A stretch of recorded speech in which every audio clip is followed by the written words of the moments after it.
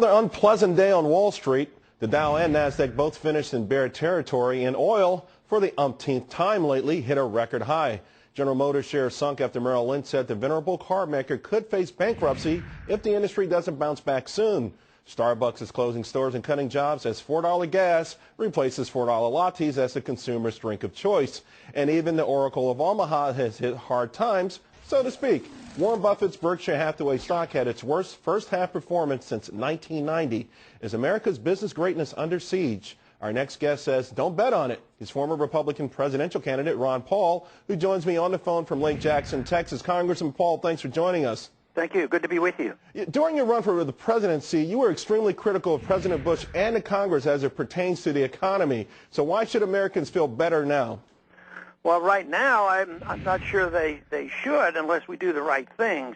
Although I have been critical of the administration and the Congress for doing the wrong things, I also talk a whole lot about the Federal Reserve System because all the malinvestment and the excessive debt and the problems that we face comes from how the Federal Reserve manipulates interest rates. So if we don't deal with the Federal Reserve, you can't understand the bubbles, and we can't understand the need for the collapsing of these bubbles and the liquidation of this debt, which we're in the middle of. I think we're really not quite even in the middle. We're probably at the beginning of a huge dollar bubble that's been going on since the Bretton Woods broke down in 1971.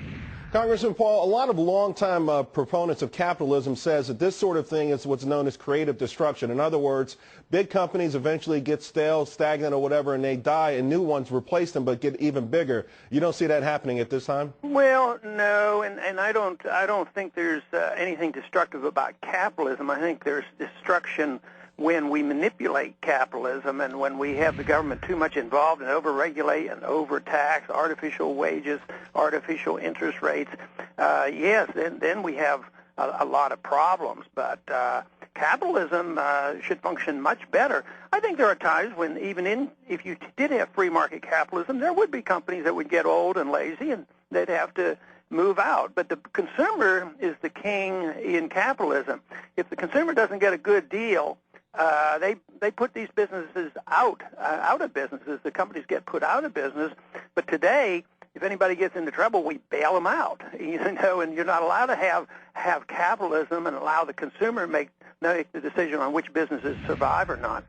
During your run for the White House, you became a cult figure amongst many folks because of your radical ideas. One is to repeal the 16th Amendment and to abolish income tax. How would that help the economy? Well, of course, it's strange that that's a radical idea. That sort of was conventional wisdom for 130 years, and the founders thought it was a pretty good idea. Well, immediately it would put 40% of all this tax revenue that the government has and wasting and back into the pockets of the American people. Instead of running a $1 trillion empire around the world, that $1 trillion would be spent back here at home. The salaries of all the military people would be spending their money here at home. And, of course, the inflation is hitting us because of our monetary policy, but the inflationary pressure on our oil prices is also due to the fact that right now the greatest anticipation is the war against Iran. Right now it's not so much when. I heard a discussion the other day, it was dumbfounded me. It said, well, do you think we're going to bomb Iran before the election or after the election? It's like a foregone conclusion. Then they wonder why oil prices go up $2 and $3 a day.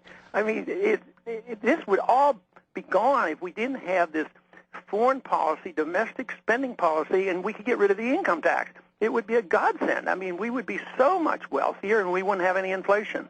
But Congressman Paul, do you think that there'd be greater stability if we let Iran have nuclear weapons and for militant groups like the Taliban and Al-Qaeda just to run amok in the Middle East? Well, there's no evidence that they have it. Our CIA said they haven't been working on it since 2003.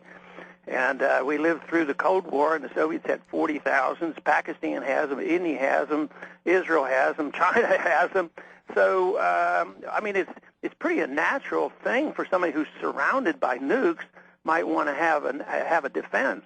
But they're not even working on it. They've been inspected 9 times in the last year, unannounced by the United Nations, and they've never been found to be in violation. So I think this is a lot of hype.